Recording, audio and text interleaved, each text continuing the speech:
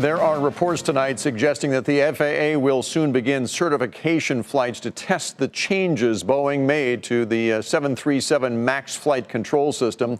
But Boeing says those flights have yet to be actually scheduled. Meanwhile, the future of the MAX has been in focus at this year's Paris Air Show, where aviation companies historically book some big orders. This year, that's exactly what Airbus did, but Boeing did not. LeBeau is there. The roar of planes soaring above the Paris Air Show could not drown out the two big stories swirling on the tarmac, the changing fortunes of Airbus and Boeing. More specifically, the 737 MAX and whether Boeing can get the grounded plane recertified and back in service by early September, or whether it will be closer to the end of the year. Well, certainly we expect to have that happen before the end of the year, as we said. I can't give you a specific timetable. That'll be governed by the regulators. We're keeping our airline customers very much in the loop so they know exactly what's going on.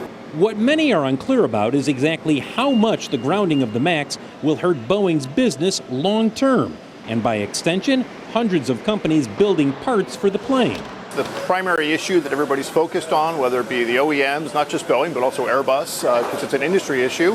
And then it's obviously hanging over every supplier and every discussion and every investment people are looking at. That's the biggest issue, certainly. The other big story in Paris is the new Airbus A321 XLR, a longer-range, narrow-body plane designed to connect smaller cities that are farther apart.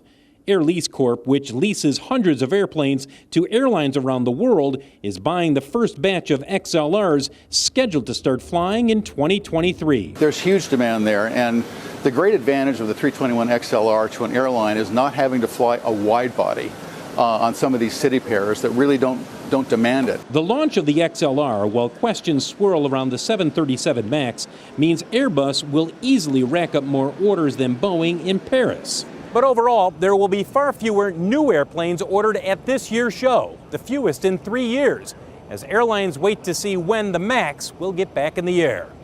LeBeau, Nightly Business Report, Paris.